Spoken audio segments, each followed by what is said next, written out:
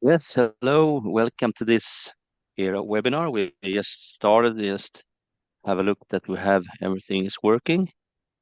See,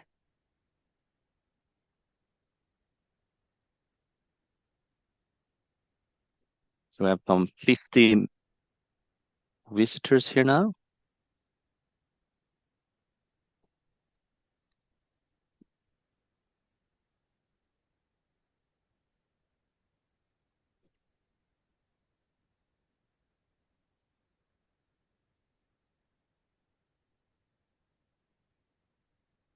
Oj.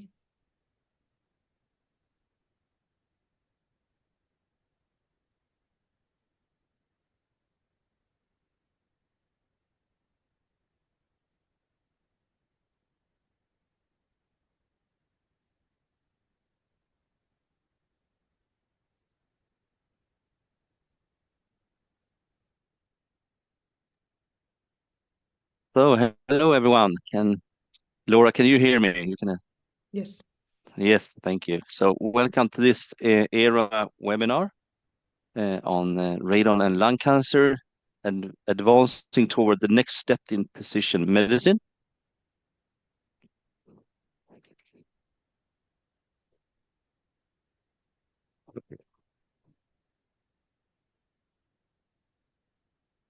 Try to get it working. So this is the seventh webinar of ERA. Our guest speaker today is Dr. Laura Mezquita from the hospital clinic in Barcelona and also from the University of Barcelona. First, some words about ERA, as usual. The ERA, European Radon Association, was constituted in May 2013 and registered in Belgium law in 2013, December. The purpose is to serve as a platform for the exchange of information and for networking for radon experts, and also to address to all radon sectors, companies, research facilities, and authorities. And this we have tried to show in our webinars, also in the differences in different types of webinars. The objectives is to promote public awareness, communication, serve as a communication network, to develop and quality standards, education and training, and also to serve as a pool of experts and consultative body. After 10 years, in 2023, we have total members of 204. We're still growing. And we see the distribution of per country here also. As you can see, it's not only European countries, it's outside of Europe also. Most of our members are individual members, but we also have 26 six company members, but most of them are individual memberships.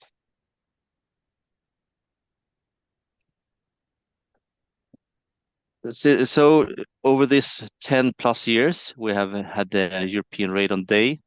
Many of you know about that, 7th of November, since 2015. We do some continuous work on offering a relevant web page. It's important.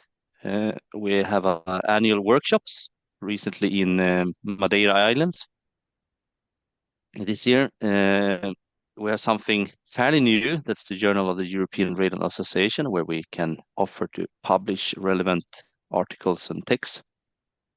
We have, of course, the webinars, where we are now, training courses, uh, uh, and that's what I would say is the most important. For more information, you feel free to go to radoneurope.org to become members. I hope that many of you will become members after this interesting webinar. So before we let our speaker have her presentation, we have some um, how to do this.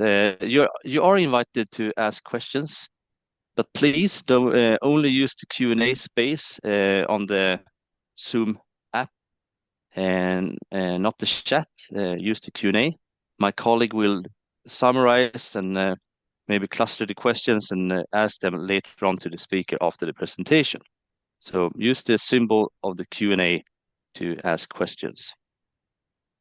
The webinar is it's being recorded already now, and it will be available on our website later on, also after editing. So, radon and lung cancer advancing toward the next step in precision medicine. Please, Laura, the floor is yours. Okay. I will stop sharing. Okay. Now it's okay.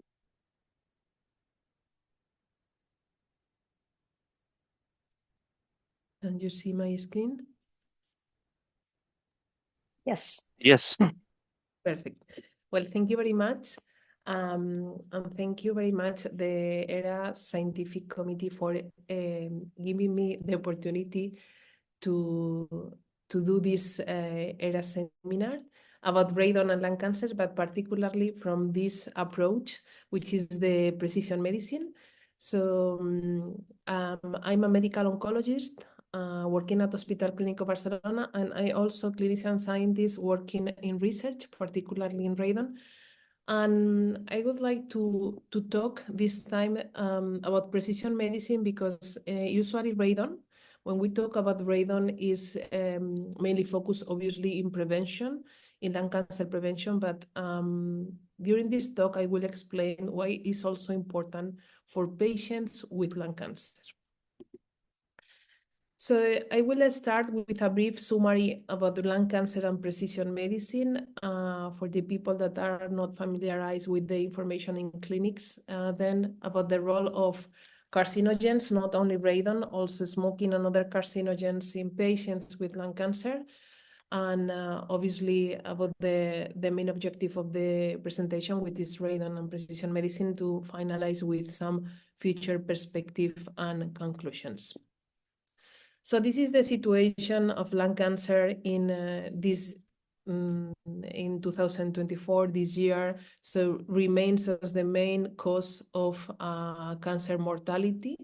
And even if the prognosis is being little by little better, when we see all the patients that are diagnosed with lung cancer and the prognosis, and when we talk about the prognosis is 5-year survival rate, so this is the proportion that we use to talk about prognosis, is still very low, so it's 25%. Obviously, it's better than 10 years ago, but is very low compared to other tumors such as breast cancer or colorectal cancer, and is because the majority of the patients are still diagnosed in advanced disease. So the smoking is the leading cause of lung cancer, is related to 80, 85 or 90% of the cases, with a clear correlation between the consumption and the incidence and also the mortality.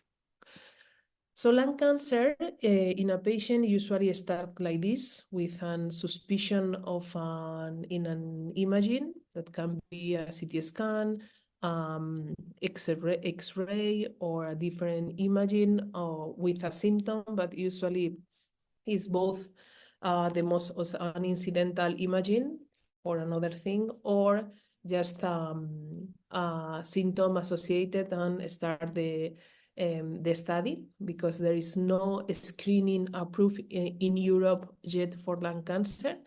And then with this suspicion, the confirmation of a lung cancer is with a biopsy and with the histological confirmation. So depending of the type of cells, we classify that this is a classical classification, but this is still unused. We classify the population into groups: small and non-small cell lung cancer. Small cell is very heavy smokers. So the typical patient that they smoke 3 pack, more than 60 cigarettes per day, or non-small cell lung cancer. But obviously, they're also non-smokers, but it's the proportion is very low. And according in non-small cell lung cancer, that can be divided in different groups. So adenocarcinoma is is the most common in the majority of the European countries, but there is still some countries where squamous is very high, and also other histologies. However, this is the classical classification, so we still use this classification band, but the last 15 years, we have characterized the molecular and immune profile of lung cancer. So this is an improvement, thanks to an improvement in the characterization, the molecular and immune diagnosis, and also the clinical development that follow this profiling. So this is the first step. So we have a lung cancer with the confirmation, we know the histology, and then we need to know what is the stage of the disease. So there are 4 stages. The early stage is 1 and 2, locally advanced and advanced stage. And obviously, depending, as I said before, is the most common is stage 4 with metastasis. And obviously with more advanced disease, lower prognosis. And depending on this, we planified a treatment.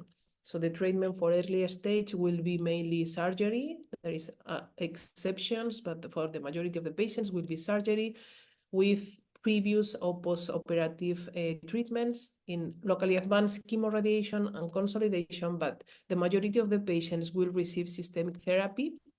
Also because systemic therapy is a treatment in early stage and in locally advanced, but for the majority of the patients in advanced disease. So the second step is we need to planify the systemic treatment, what kind of systemic treatment we will select for our patient, and it depends on these 3 factors. Depending on the histology, we will decide the type of chemotherapy.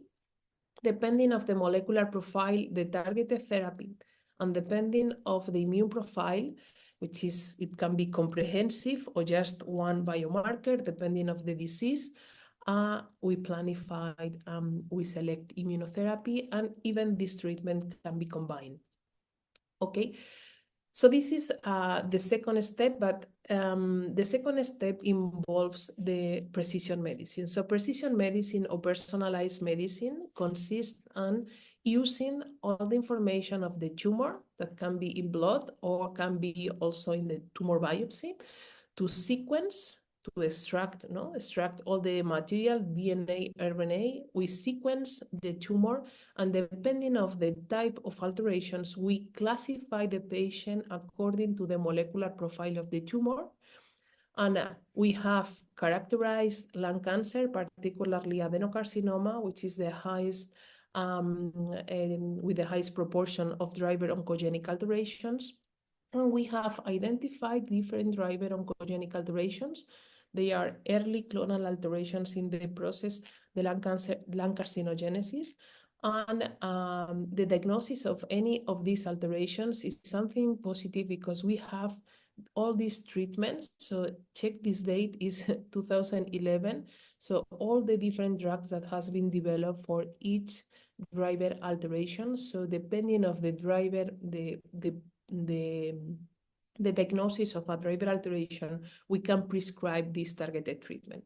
So these treatment usually are pills with improved outcomes compared to chemotherapy and with less toxicity, and the patients can continue working with very good quality of life. So this is something very important for the patients with lung cancer. But this is not just the targeted therapy, or precision medicine is also involved other treatments such as immunotherapy.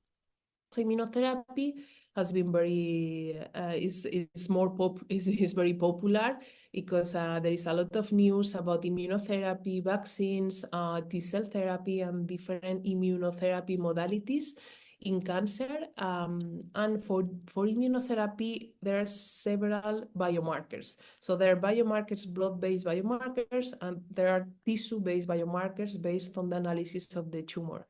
But even if there are all of these, so just to show you the quantity of data that we can extract from the precision medicine for immunotherapy in clinical routine, we only use one, which is PD-L1, a biomarker that is here. So the patients with tumors with this positive biomarker responds better to immunotherapy, and this is a biomarker that we use to guide the treatment selection for immunotherapy. In the case of PD-L1 very high, so it means that there is a high probability of response to immunotherapy. The patients will receive only immunotherapy. In the case of positivity, but not very high expression, in this case, we combine chemo and immunotherapy. So as you see, for precision medicine, we need to analyze the sample. We can analyze also blood, but in the majority of the cases, we will analyze the tissue sample, the tumor tissue, to see if there is any molecular or immune biomarker to guide the treatment selection for chemo or for targeted therapy in the majority of the cases, or immunotherapy. Okay, so more or less this is lung cancer and precision medicine. But what is the role of the carcinogens in our patients, so in the patients with lung cancer? Because the story for us starts here.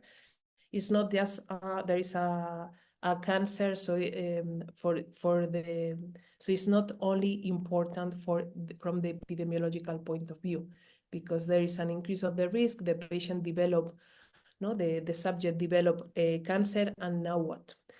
So it's important to keep in mind that lung cancer is a multifactorial disease, because even if we know about this, the reality is this.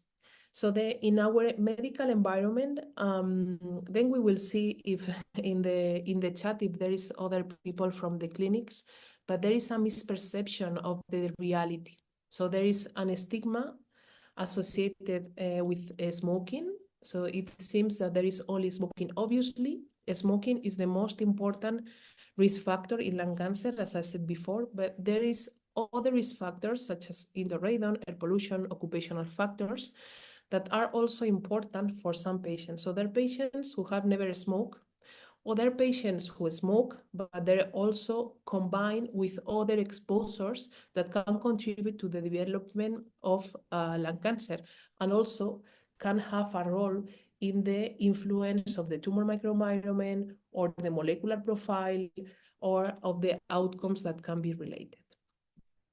So the first question is if this is relevant for us, for oncologists, for other lung cancer specialists, because we start thinking here with the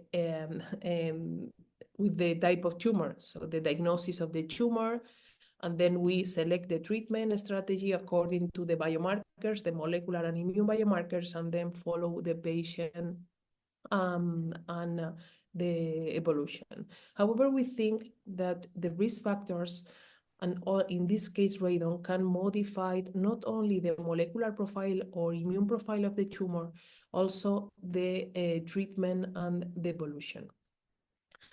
And indeed, we are doing this in clinics with smoking. So let's check this slide. So the prognosis, smoking is a prognostic factor. So after the diagnosis of lung cancer, if you continue the smoking, it's associated with poor outcomes. So with poor survival compared with the people that quit smoking and the people who has never smoked.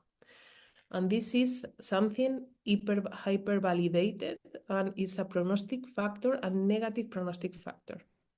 However, it's a predictive factors of better response. So smokers usually develop a more immunogenic tumors, and these tumors respond better to immunotherapy.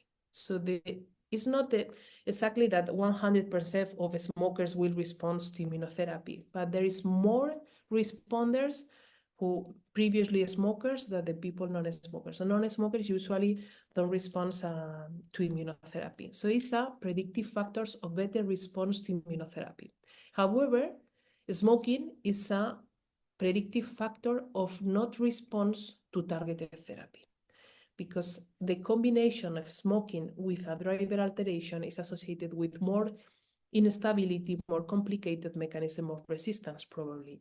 So this So this is something that we know about smoking. So we collect this information in the medical history. It's a smoker patient, so probably we need to follow better this patient because has more probability to progress, or we need to combine treatments. So sometimes we have in the same line of treatment, we can use monotherapy with a targeted therapy, or we can combine targeted therapy with chemotherapy.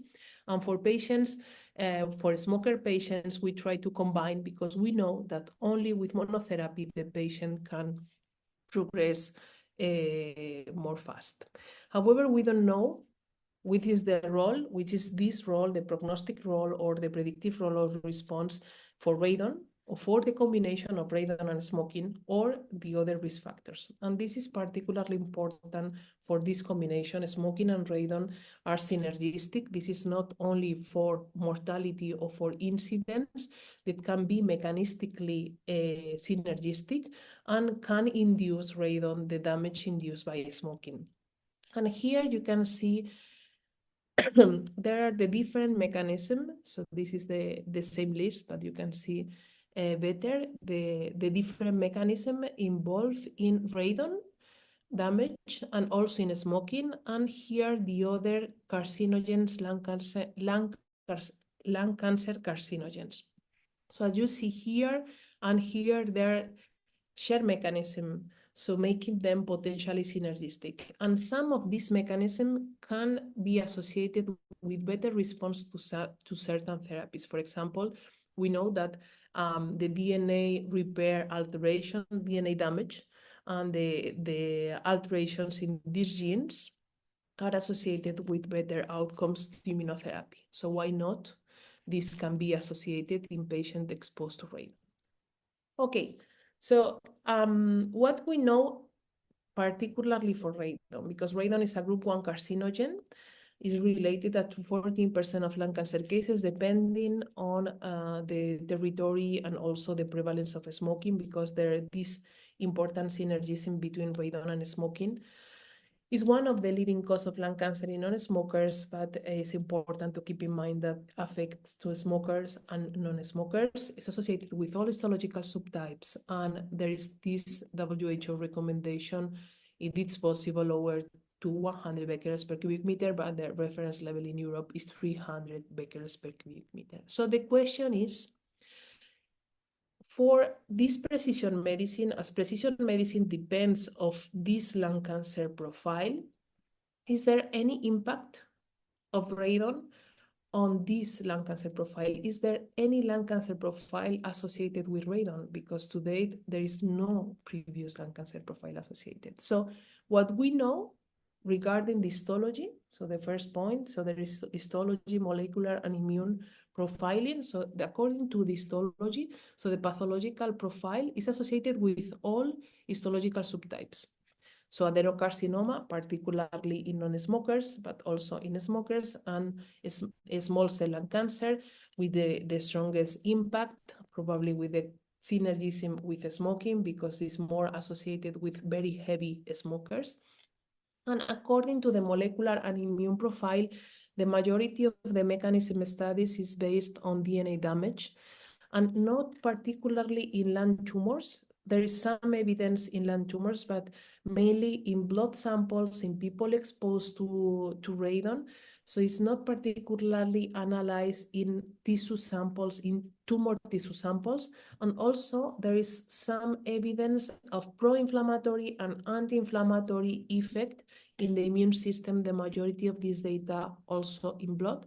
So today there is no solid and no specific lung cancer profile identified. So in summary, we have all the evidence from epidemiological point of view and clinical, and also molecular epidemiology about the risk of radon and lung cancer. We have some evidence from these molecular epidemiology studies about the mechanism, but not mainly evaluated in lung cancer tissue. But we don't know which is the role of the which is the lung cancer profile in these samples, or the impact in outcomes. When I talk about outcomes, I'm talking about survival, response to therapies, Also, other outcomes such as quality of life or toxicity.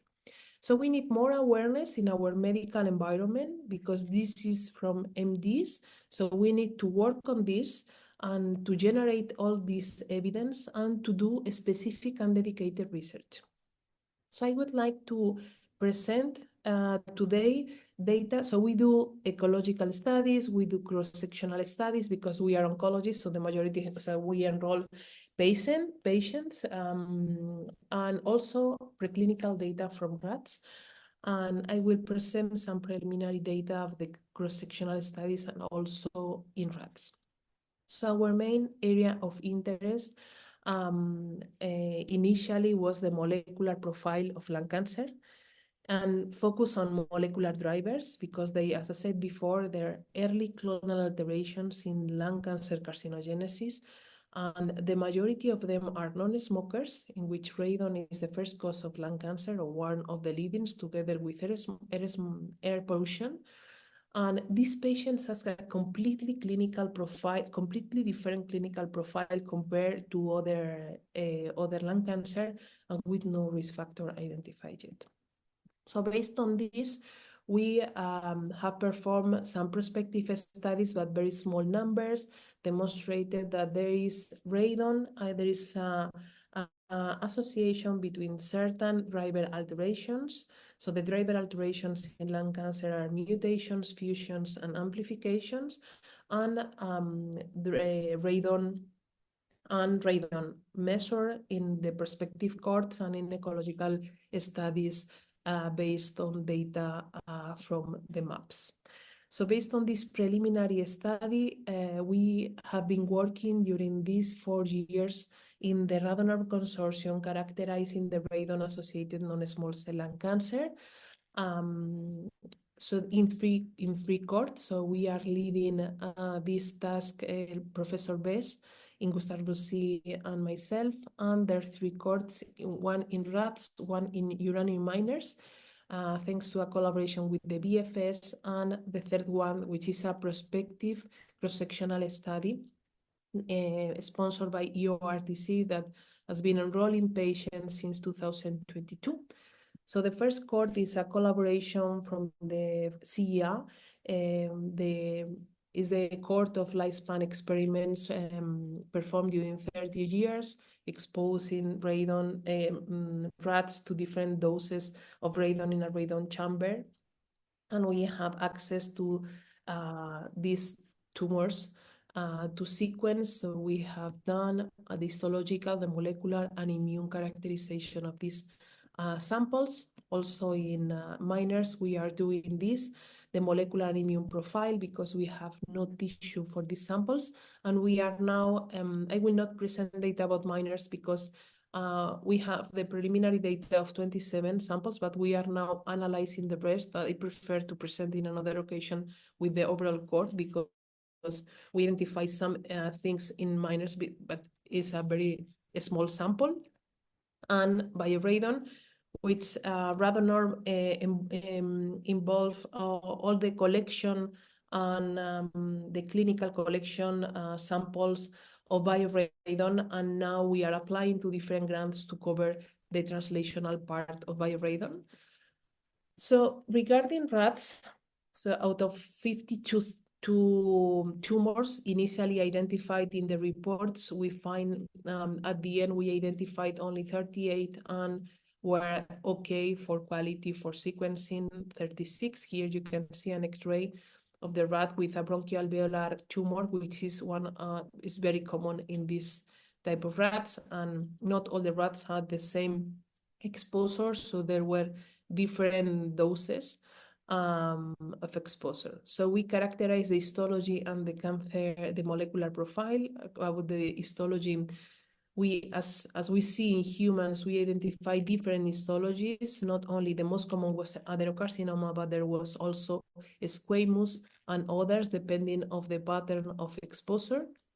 And regarding the cancer pathways, RTK-RAS, which is one pathway, it was the most common with a very complex combination of variants.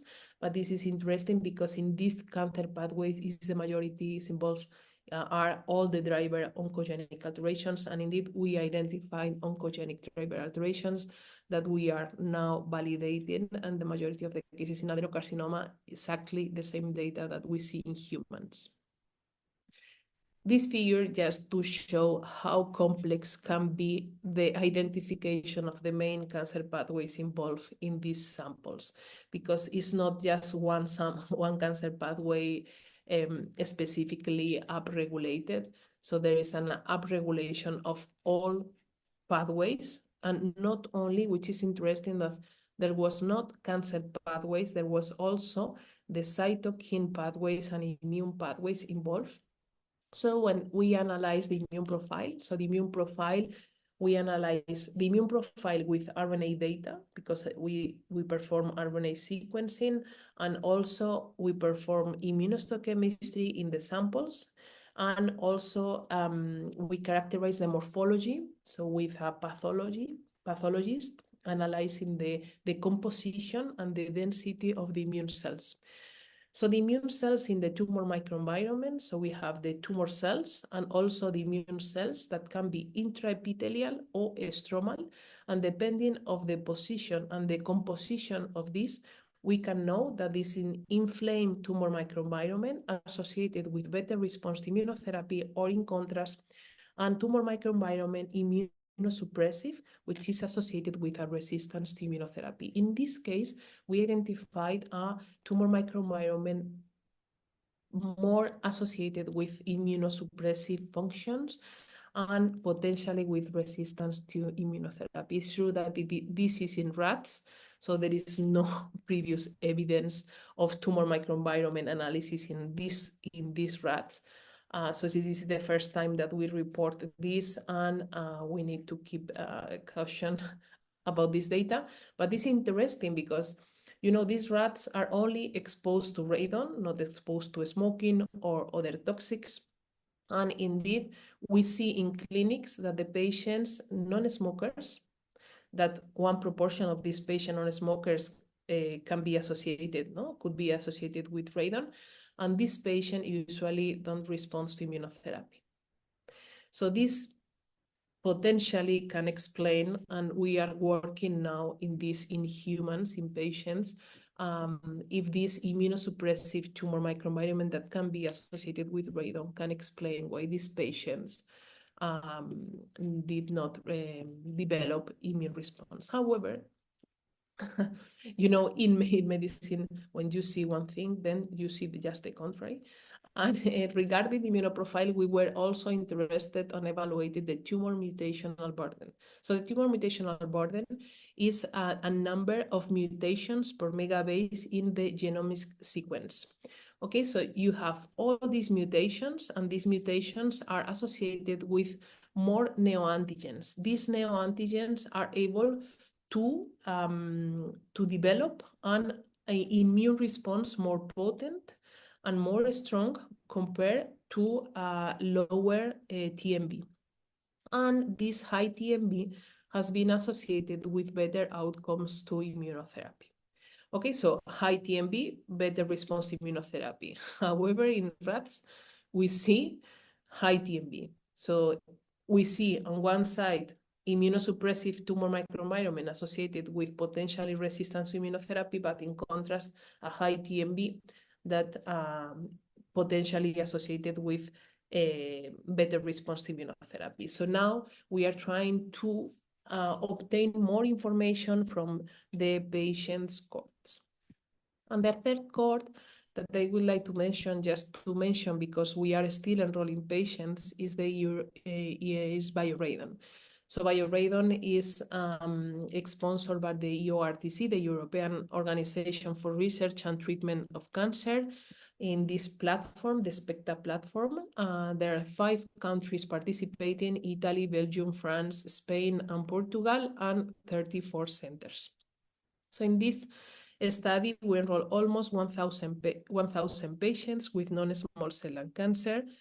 We collect patients with mutations, with fusion and other alterations, and we collect all this information, not only tissue sample, also blood samples to analyze also the interaction with genetics So the primary endpoint is to evaluate the correlation between radon and the molecular profile. Also, obviously, the patient and tumor profile, but the most important thing for bioradon is the translational research part. With all these samples, the clinical data and information from the questionnaire and prospective measurement of radon to characterize comprehensively this molecular and immune profiling, and also with AI tools that can help to identify things that, signatures that the traditional statistic are not able to detect. And we are also applying for grants to this part. So as I said, the majority of the mechanism studied previously has been associated with DNA damage, but there is also all this immune mechanism associated with ionizing radiation that can be or not replicated in the case of alpha radiation, and also other mechanism, epigenetics and transcriptomic other gene expression mechanism that can modify the gene expression. So we have no information about lung cancer profile. So in parallel to the development of bioradon that was mainly focused on molecular, we developed this prospective study in Spain. The name is MIRROR. It's a prospective multicentric cross-sectional study. It's very similar to bioradon. We have enrolled, this is a big effort from our lab, enrolling 700 patients from 14 centers in Spain. There are more centers in, so this is, the point is the place for the patients, but only for 200 patients that we report in ESMO. So there is not all the court. We have patients all also here and here from different regions. So we distribute the centers to have radon-prone area, intermediate and low radon area. And similarly, we collect all this prospective information and the tissue sample for the immune profiling. So what we see, and this is just preliminary, very preliminary data, 78 patients with lung cancer. We characterize the morphology is thanks to the pathology. So if the pathologist is a pathologist, our pathologist in the hospital, he's a specialist in lung cancer, and characterize the morphology of the tumor microenvironment. Also, we confirm this morphology with immunohistochemistry, and we also perform a large panel of transcriptomics. So it's not an RNA sequencing, but it's a large panel of almost 800 genes. So what we see is important. So there is relevant genes upregulated and downregulated, immune genes and immune pathways. But it's interesting because there is not only immune genes upregulated, so there is a balance, and they're different depending on the pathway involved. So there's lower expression in T-cell activity, which is just the contrary that we initially think, which is more likely associated with this immunosuppressive microenvironment. But there is also upregulation of other immune cells that can be associated with, depending on the papers of the disease, with immunosuppressive or inflamed tumor microenvironment. So it's only 78 patients, so we need to improve the quality of the court, the number, and the quality of the analysis. But we see differences according to the carcinogen group. So we classify the population because these are patients with non-small cell lung cancer, and there is a group exposed only to radon, to high radon, a group exposed to radon and smoking, a group only exposed to smoking, and a group not exposed to radon and smoking. So we select very well the population with the people living in the same house during long time, also with, so is this clean information, and with archive samples recent. They are archived because there are paraffin blocks, but there are patients with no of new diagnosis on their follow-up, but with archive samples that are close to the radon measurement. And so we identify this difference in the profile, in the morphologically, in the morpho in immunohistochemistry, and also in transcriptomics. And this is some preliminary information about the transcriptomics. So we compare the expression, the different expression of high radon and low radon, and we see signatures of interleukins, T cell, and interferon gamma alpha and beta signaling that can be associated with this immune profile. And something, this is very preliminary, but we will follow in the next analysis that, so we have radon exposed, as a patient exposed to very high radon levels, so very high from the health point of view, so more than 200, 300 becquerels per cubic meter, but there are other cohort of patients that are exposed to intermediate radon, which is between WHO levels and 300 becquerels per cubic meter, the reference in Europe. So this one question that is important for us is what is the role for these intermediate radon levels? And we see that from the gene expression point of view, change a lot. So there's some pathways that can be upregulated in both. But for example, here is the immune genes. So there is a change in the profile of expression depending on if the expression is only high or is intermediate. So we are now working more on this.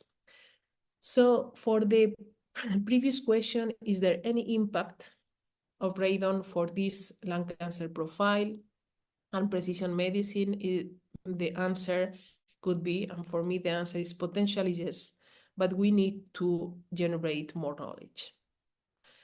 So one of the challenges is to generate data, and we generate data asking the patients. So this is one slide that I include in all the presentations that I do in Congress or in meetings, in seminaries, to take just 5 minutes extra during the first consultation to ask demographic data, environmental data, occupational and family history, because with this, we can report things that usually are not integrated in the medical history and are not considered. And this is just one example of a patient from a hospital clinic enrolled in bioradon. So this patient was sent to our consultation as, now this is a 4-year-old non-smoker, PS0 is asymptomatic with a lung adenocarcinoma and early stage with this driver alteration, EGFR, and deletion of exon 19. But when we see the patient and we complete the information only after 5 extra minutes, it's true that initially takes more, but with a good training, you are able to do all the questions in less than 5 minutes. Indeed, the patient smoked cannabis and initiate at 15 years old. So it's a moderate smoker of cannabis. There is also a secondary, a second-hand smoking, so a passive smoking, and this is a risk factor for lung cancer in non-smokers and adenocarcinoma, so it can play also a role. Also, regarding the environmental history during childhood, lived in a radon-prone area, but we don't know because there was no radon measurement in his house, and now it's measured radon. So it's a teacher, and as family history, he has family history of lung cancer. His father died at 55 years old, so the age of diagnosis of lung cancer is around 70 years old, so it's an early age, and also the grandfather as well. Okay, and non-smoker, one is a smoker and the other is non-smoker. So which is the impact of this case? So we identified a carcinogen, so we recommend quit cannabis, also measure radon, and in the case of high levels, mitigate. We send the patient to clinical genetics for this prevention. Is prevention for the patient, because if the patient has germline alteration of cancer predisposition, can be also enrolled in a screening for other solid tumors, not for lung cancer. So for example, in the case of BRCA1 or BRCA2, if it's a female or a male, can be enrolled in a screening for prostate cancer or breast cancer, ovarian cancer. So we have some patients that in screening for other tumors, even if he or she has lung cancer right now.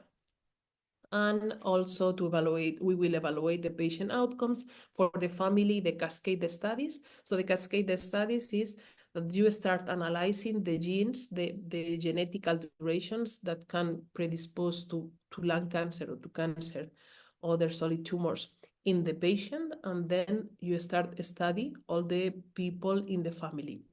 So with this, you can identify carriers, healthy carriers with no cancer that can be enrolled in screening programs.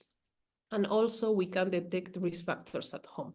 And obviously in the general population, the impact is that we will generate this knowledge and also with an impact for prevention strategies in the future.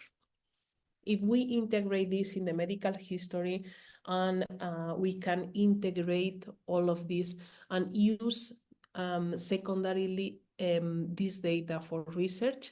So this is just proposal on how to improve the research that we are doing, just collecting well all the information to exploit all this information secondarily. And as you can see here, one of the parameters to collect in the future is environmental factors, exposure. So this should be integrated in our network in the hospitals. Regarding radon, I included this challenge because it's really complicated to study only radon. And if we need to combine with genetics, because in patients there is this, the role of genetics can be a major contributor in the risk of developing lung cancer, we need to understand how these are interplaying together. So there, so here is just one example to show that you can have an exposure and then it can be, so there are different models about the interaction between the exposure, the exposome and the genotype. And now, so it's not just an adjustment in a statistical analysis, so we need to identify the different patterns of genetics and the different patterns of radon and interact and analyze these together. So probably with the traditional statistic is not enough to identify this kind of patterns, and we need to work in collaboration with our informaticians, with artificial intelligence models that can answer to this clinical question. And the other challenge for me is that at the end, it's not only smoking, it's not only radon. So after all this time enrolling patients in bioradon, in mirror, and in another study that we have in cancer predisposition in our center, we realized that there is a few patients exposed only to radon, a few patients exposed only to smoking, but the majority of the patients are exposed to radon, to smoking, and a little bit of genetics, or genetics and radon, or radon and smoking. So it's a combination, no? Because the risk of developing lung cancer in one subject is a combination between the different carcinogens and also endogenous factors. So the importance of the age, the sex, also now very recent data about the ancestry, the role of genetics, metabolomics, immune system, etc. And all of this then has an impact and clinical impact in precision medicine, also in quality of life. And so we are doing now this, so we open this study, is the exposome lung cancer study, is from ICAPEM. ICAPEM is a network of lung cancer, for lung cancer research in female. So we developed this exposome study. It's a cross-sectional prospective study in 12 centers in Spain, and is active since this September. And if you are in Spain and are interested and participate in this study, you can email me to consider, because we have still time to open more centers. So in MECA is our lab, is our group, is environment and cancer, and we are mainly focused on bridge this gap.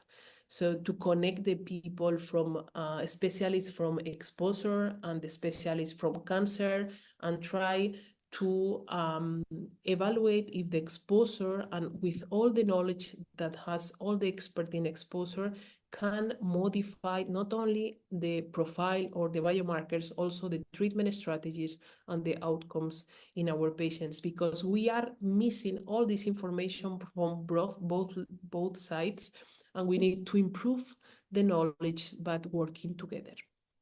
And just to finalize this take-home message, so radon is very well characterized as a risk factor in non-smokers and also in smokers with this synergism, but there is no lung cancer profile associated to radon yet. So we have some preliminary data and potential impact on precision medicine, but need to be well studied. So some data about the molecular profile, particularly in drivers, the immune profile with this tumor microenvironment immunosuppressive, and potentially this high tumor mutational burden, but it's still very preliminary. So we will generate data about this, and also the other unknown mechanisms that need to be characterized. The challenge in the future, the integration of this data with the clinical perspective, the role of genetics and this exposome approach. So integrate all the factors that can be associated with the risk of developing one disease. And finally, this is possible only with multidisciplinary collaboration that will contribute to this better understanding of this lung cancer associated with radon, not only for precision medicine and also for cancer prevention. And I take the opportunity to invite you to the next Synergy workshop. This is the second edition of this workshop that we will do in March in Barcelona. So it's thanks to a grant by Radon we can do is 3 days for people expert in radiation to be for networking, to facilitate the collaboration with clinicians and translational scientists, particularly to be trained in cancer, in precision medicine, to integrate all this knowledge that we have from the cancer clinics in your research. And it's open not only for PhD students, also postgraduate and other researchers, even seniors. They're face-to-face format and also online, okay? And deadline is in January. And just to send your CV, any format, and a short motivation letter. Is not a formal letter, it's just to know where you are specifically interested on this training, and send to me or Aina. You have here the email. And that's it. I would like to thank all the patients, because it's almost 2,000 patients participating in this radon different projects. All the researchers from the different centers and in Spain, in Europe, participating in this academic research. It's not easy to develop this kind of research for us, because for an oncologist usually collect information and is regarding treatments, and for academic research is really a challenge, and this will not be possible without the help of my team. So I would like to thank you all of them, and thank you all of you for your attention, and I will leave to so. Thank you, Laura. And Carmen, we have some questions, I think. Yeah, there are 3 questions at the moment in the QA panel. I can read for you, but probably since they are long, give a look as well. So did you measure radon in the patient's home, or did you use the radon concentration from the radon maps? The maps are represented at 10 by 10 kilometers. However, there will be considerable variation over smaller spatial scales from house to house, which might introduce an error into the correlation model. Yeah, totally agree.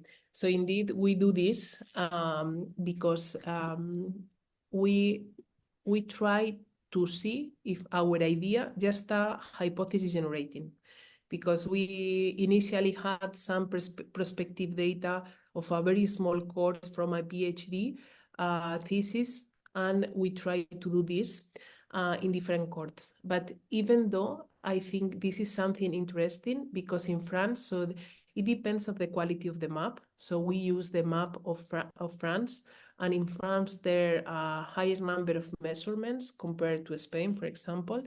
And we have also a very high number of samples and for lung cancer cases, because there is a national registry of all the cases.